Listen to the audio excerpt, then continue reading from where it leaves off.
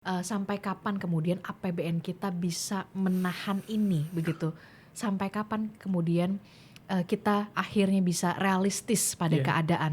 Itu yang menjadi pertanyaan Ya, besarnya yang kan? bisa menjawab tentu otoritas karena mereka tahu persis berapa isi kantongnya. Tapi sebagai satu fenomena yang perlu dipertimbangkan, misalnya hari ini beredar satu berita di DPR berlangsung pembahasan mengenai restitusi. Restitusi besar itu artinya pajak tahun lalu sebetulnya ada yang over, yang ditagih dengan lebih dari kewajaran, karena itu kemudian mereka klaim. Sekarang 350 triliun diminta sebagai restitusi, artinya dari kas negara kalau semua dipenuhin akan berkurang itu.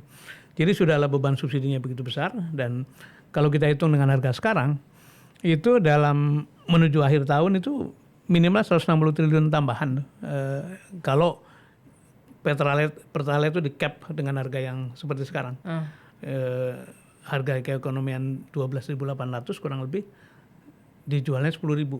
Itu kalau berlangsung terus, maka 160 triliun harus disiapkan. Dan itu pasti mau kita kantongnya masih tebal mau sudah tipis akan membebani APBN. Jadi pertanyaannya ditujukan pada si otoritas, pemegang otoritas fiskal, Menteri Keuangan dan juga mungkin pemerintah keseluruhan. Apakah memang segitu dikdayanya cash kita sehingga kita berani melakukan satu jaminan bahwa sampai akhir tahun tidak naik.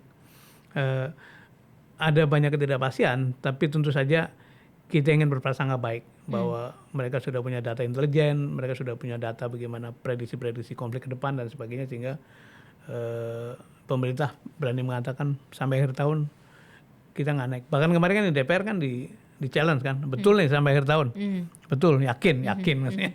Ya, kita doakan mudah-mudahan. Iya, it's a good news buat kita. Tapi kemudian kita juga masih khawatir nih sampai kapan begitu ya, karena ketika memang harga BBM itu ditahan untuk tidak dinaikkan, tapi kemudian kita lihat harga-harga lainnya begitu juga sudah mulai naik.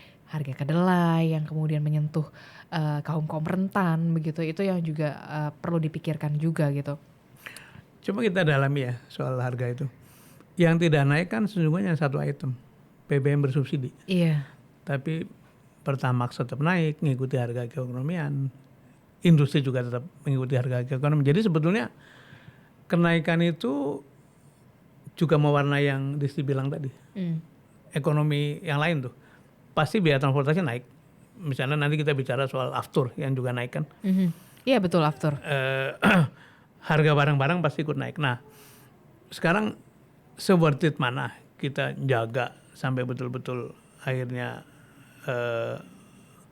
promise atau janji yang populis itu ditunaikan dibandingkan dengan pengorbanan dari banyak aspek tadi. Kalau kita bertanya pada masyarakat awam pasti mengatakan jangan naik lah gitu ya. Tapi kembali saya berpandangan public policy itu aspeknya banyak.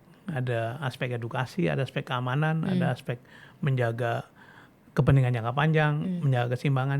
Ya, itu yang mungkin kita percaya bahwa para pengambil keputusan itu, para pengambil kebijakan sudah menghitung itu semua lah.